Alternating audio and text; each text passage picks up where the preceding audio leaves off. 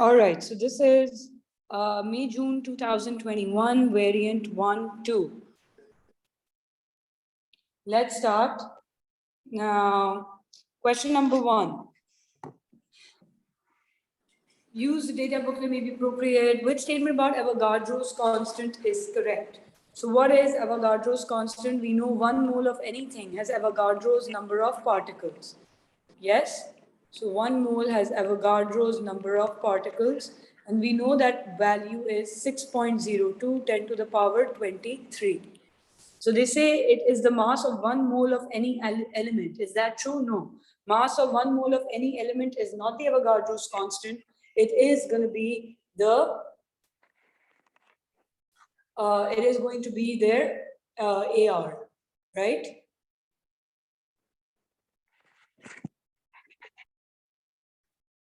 All right. It is a mass of 6.02 10 to the power 23 atoms of any element. No, it is the number of particles. It is the number of atoms in 1 mole of neon. Yes, the answer is C. It is the number of atoms in 12 grams of any element. No, 12 grams of carbon maybe, yes. 12 grams of carbon would be 1 mole of carbon. So they would have said 12 grams of carbon. This would have been correct, but not any element. Which equation represents the first ionization energy of iodine? So what is first ionization energy? Where iodine gaseous loses an electron to form I minus gas, I plus gaseous plus electron. So that would be D. The structures represent 3 compounds, each with 4 carbon atoms per molecule, which has the lowest boiling point. So let's see right here, this is carboxylic acid. So this is carboxylic acid, and therefore this will have hydrogen bonding. Yes. Then we have this one right here. This is a ester. So this right here is ester. This will have permanent dipole forces. And then this right here is a salt. Do you see right here O minus Na plus? So this will have ionic bonds. So which one will have the highest boiling or the lowest boiling point? The lowest boiling point will be of permanent dipole forces, which will have the highest Z because it has ionic bonds. So it will be lowest, which is Y, then X, then Z. The answer therefore is B. Question number 4, the structural formula is shown. You got to give the bond angles of X, Y, Z in the molecule. So let's see how will we find the bond angles of X. So X would be, carbon is the central atom. How many sigma bonds around it? 1, 2, and 3. So you have 3 sigma bonds around it. How many lone pairs? 0. Steric number 3. Hybridization is sp2. Shape is 120 trigonal planar. Let's see why. The central atom is this carbon. How many sigma bonds around it? Again, 3. So 3 plus 0 lone pair, steric number 3, hybridization sp2, bond angle 120. Let's see the third one right here. 1, 2, 3, and 4 sigma bonds, 0 lone pair, steric number 4, hybridization sp3, 109.5. So it is 120, 120, 109. The answer is C. Question number 5. Flask Q contains 5 dm cube of helium at 12 kilopascal pressure. Flask R contains 10 dm cube of neon at 6 kilopascal.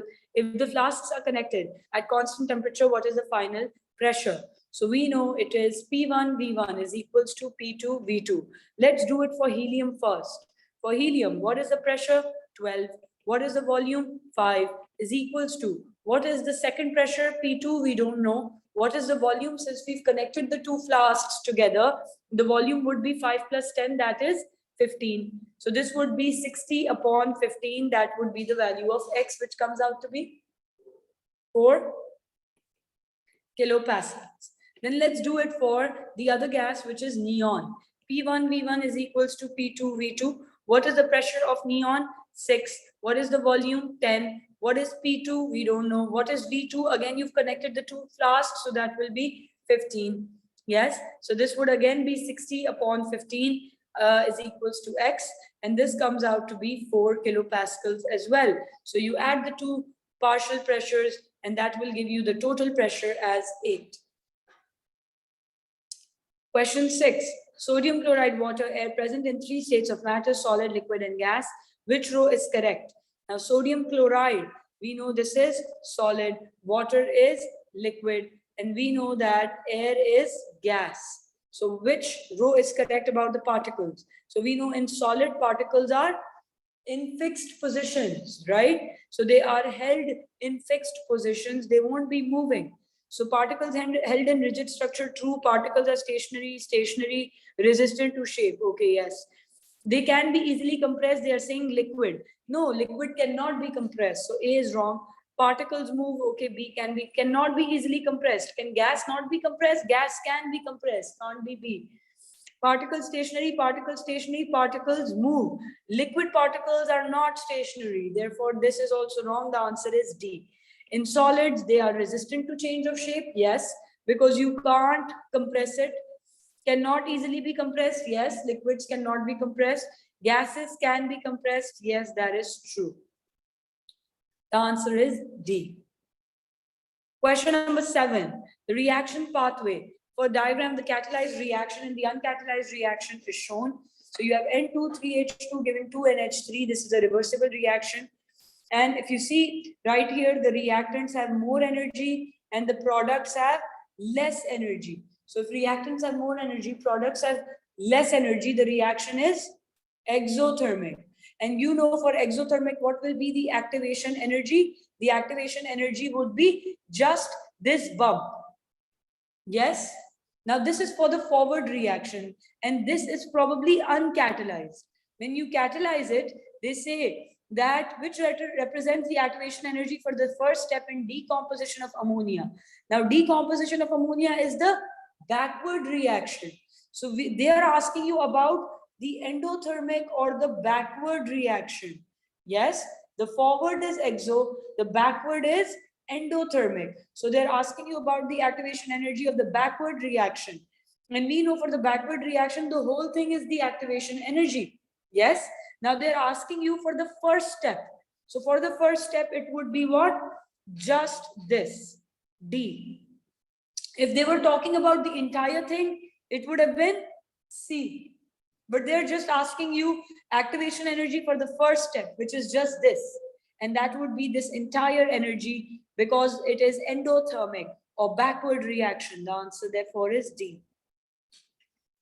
Question number 8, nitrogen and oxygen react together. They've given you the delta H.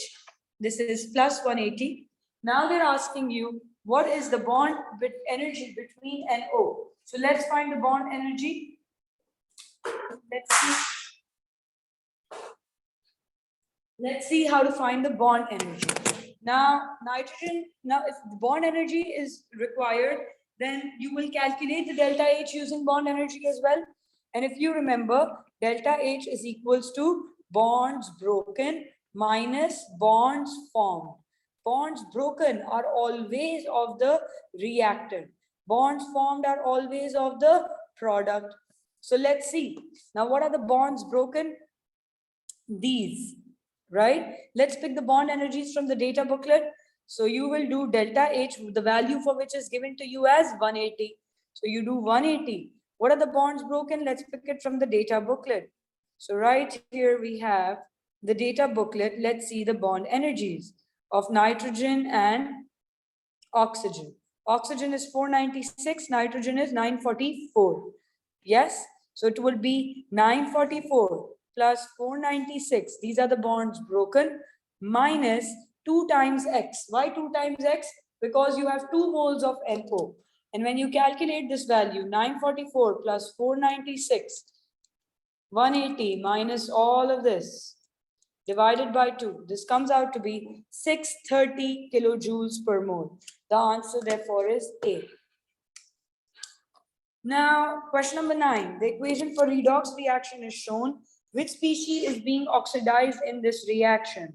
So let's see. Right here, let's see SN. In this SnCl2, what is the charge on tin? It would be SN2 plus. Yes. So this is 2 plus. Then if you go to this right here, it is becoming 4 plus. So which is being oxidized? 2 plus 2, 4 plus. That is SN2 plus. Can't be Cl minus because over here it's also minus, over here it's also minus. Can't be Ag plus because over here it is plus. So let's see what is 8G here. So it is 8GCl2. So this would be 2 plus here. Yeah. And if you calculate it here, this would also be plus 2. So it's not changing really. It's not plus 2 actually. 8G2Cl2. So this would be 2x plus 2 times minus 1. So this is 2x is equals to minus 2. X is equals to minus 1. X is equals to plus 1. So right here it's plus 1. So this is reducing, right? So this is also not the answer. You've already figured out it is SN2 plus that is getting oxidized. Now, 3.6 moles of hydrogen gas, 2 moles of iodine vapor are placed in a reaction vessel, which is then sealed, maintained at a constant temperature. At equilibrium, 3.2 remain. All reactant, calculate the value of Kp. So let's see. You have H2 plus I2 giving 2 moles of HI. Let's do initial reacted at equilibrium. So you have hydrogen. They are saying you have 3.6 moles of hydrogen, 2 moles of iodine. This is 0. So they are sealed, maintained at constant temperature. At equilibrium, you have 3.2 moles of hydrogen. So what will be this value? This would be 3.6 minus 3.2, that is 0.4. What will be this value? Also 0.4. Then you do 2 times minus 0.4 and that will give you 1.6 at equilibrium. What will be this value? This value will be 2 times 0.4. So that would be 0.8. That is 0.4 times 2. Why? Because the mole ratio is 1:2. And therefore, this value would be 0 plus 0.8, that is 0.8. So you found the values of moles at equilibrium. Now they're saying what is the value of Kp. So for Kp, what do? We find the partial pressure, yes. And for the partial pressure, what do? Moles of that gas upon total moles times the total pressure. Now the total pressure is not given to you, so you can just directly take the mole fraction, right? So you will do 0.8 upon the total moles. Let's see what the total moles are. 0.8 plus 1.6 plus 3.2. Total moles are 5.6. So this will be 0.8 upon 5.6 square. Why? Because this will get squared. Yeah. Upon 3.2 divided by 5.6 times 1.6 divided by 5.6. And your Kp comes out to be how much? Kp comes out to be 0.125. The answer therefore is B. Clear? Two chemicals X and Y react together in a solution to give product Z. The rate of formation of product Z at the start of the reaction was measured in the 5 experiments using various concentrations of X and Y, and the results are shown. Which statement is correct? Now, the starting concentration of X is given, the starting concentration of Y is given, the rate of formation of Z is given. So which statement is correct? Let's see. The rate of reaction is directly proportional to the concentration of reagent X. Is that true? So if you see, if it's directly proportional, that means if you're changing the concentration, the rate must change. Yes, but you see, right here, the concentrations remain constant for X, but still the rate of formation is changing. So that's not true. Because if it was directly proportional, it would have changed. Yes? It wouldn't have changed. When this was constant, this should have stayed constant. The rate of reaction is directly proportional to concentration of reagent Y. Let's see. So you are going from 0.1 to 0.2, right? You are changing by 2. Yes? But how much is the rate changing by? Rate is changing by 4. So it is not directly proportional. Or you can just see this, that any of these values, you see it does not change by the same amount.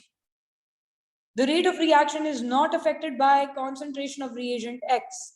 Let's see. So you are changing the concentration of reagent X right here. Do you see that?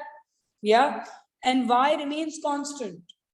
Do you see? But still the rate remains the same. Even though X is changing and Z or the rate remains the same. So if it was affected by X, the rate should have changed, but the rate did not change. Yes, now that you've done your A2 reaction kinetics, maybe it makes more sense. You see, you are changing the concentration, the rate stays the same. So that means it is unaffected by X. Yes, that is true.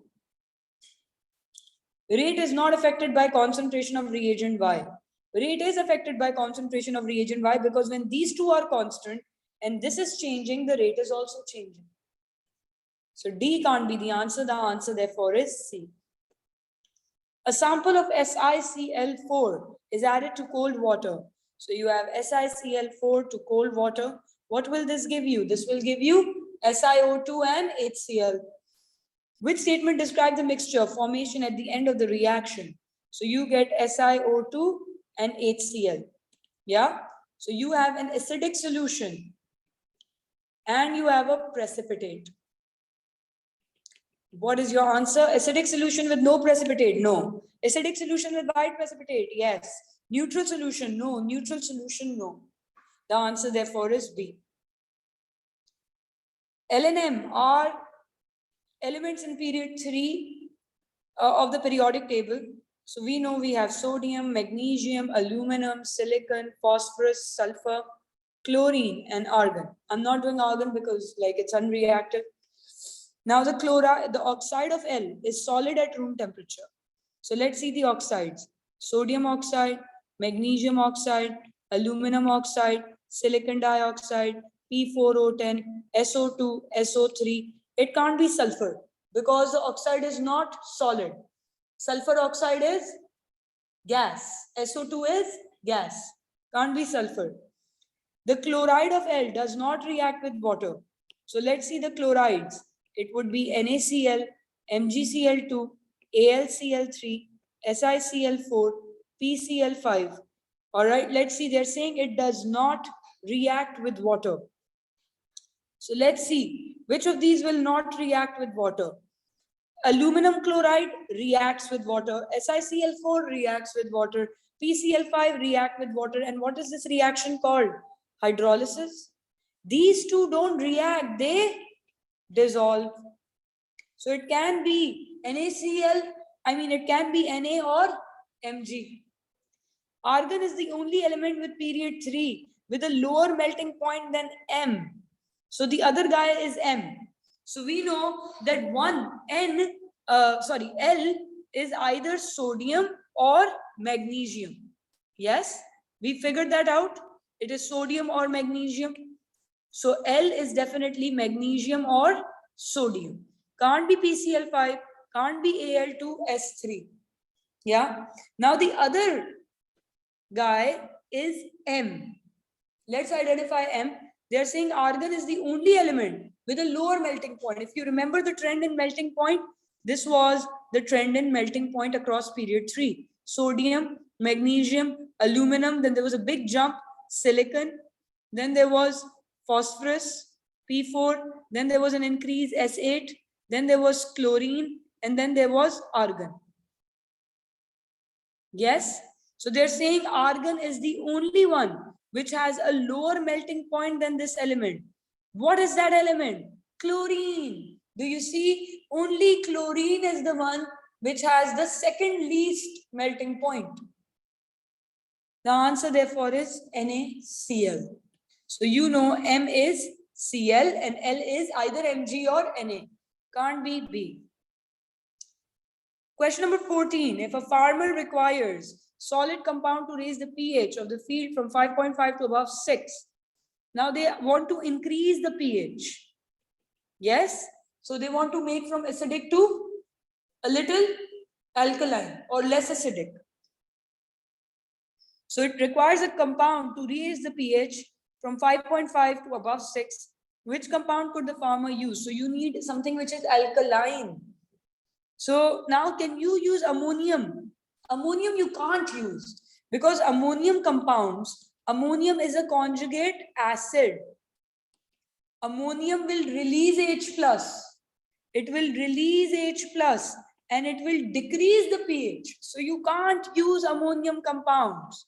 You need to give something which releases hydroxide. So that would be C. Clear?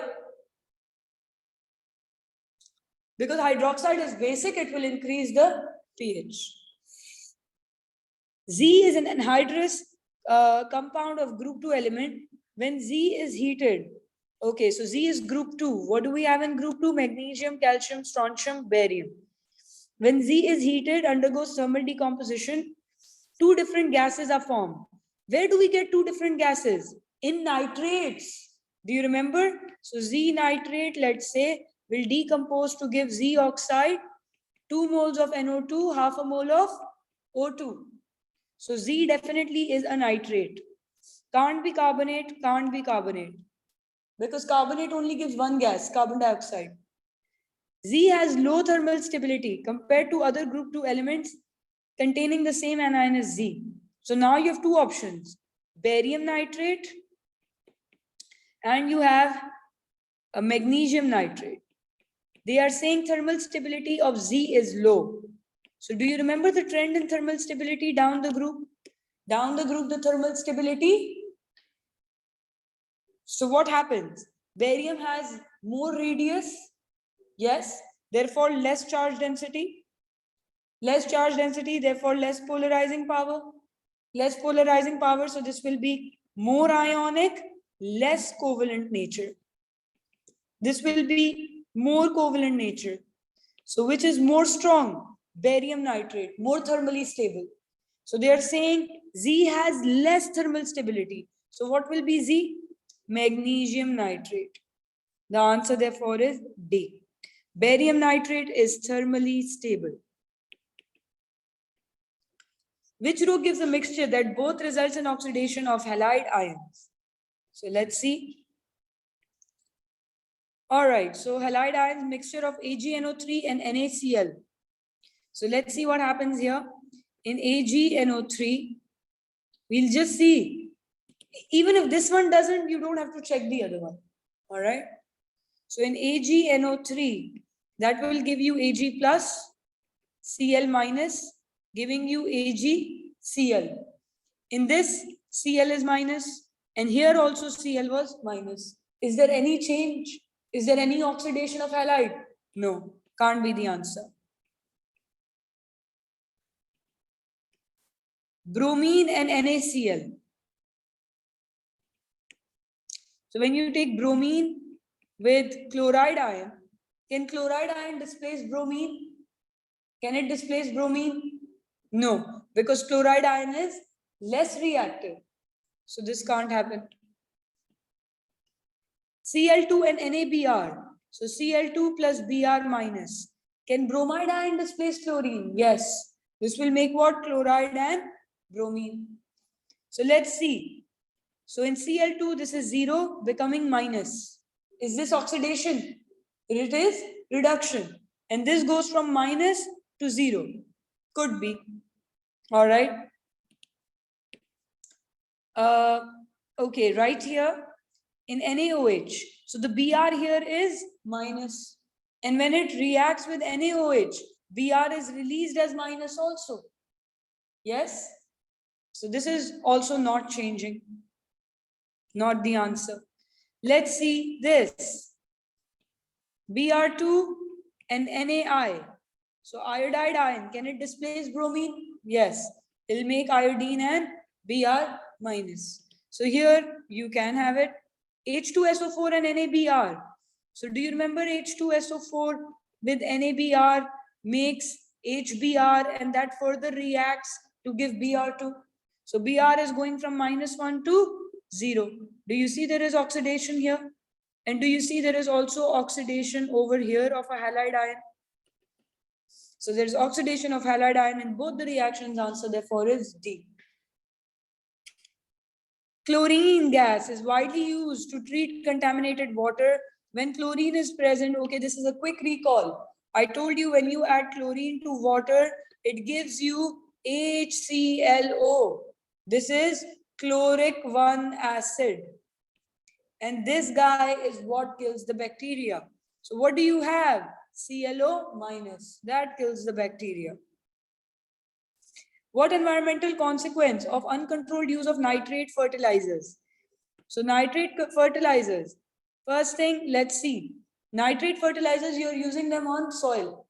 So you have nitrogen in this. Yes. In the nitrate fertilizers. When it rains, The nitrate fertilizer, the nitrogen, will go into the nearby rivers and lakes. It will cause eutrophication. Yes, when it goes in the nearby rivers and lakes, what happens? Algae blooms because of nitrogen. They cover the river beds. No photosynthesis because sunlight does not reach deeper layers of water. So no photosynthesis, less oxygen in water. Answer therefore is B. So this will result in eutrophication. Now you'll be like, Miss, why not acid rain? That can't be due to nitrate fertilizers. Acid rain happens when you have nitrogen in the air, not in the soil. 19. Ammonia gas and hydrogen sulfide gas react together to form salt ammonium sulfide. Ammonium sulfide dissolves in water to produce an orange alkaline solution. So this dissolves in water to give solution. The addition of NaOH to this solution produces X. So they are saying that when you add ammonium sulfide in water, it gives you a solution. When you add the solution to NaOH, it gives you a gas. So when you have ammonium sulfide, it's a solution, right? Let's assume when you add this to NaOH, what will happen? It can react because this is a conjugate acid, this is a base. Yes, what will the conjugate acid do? It will release H. And what will this make? This will make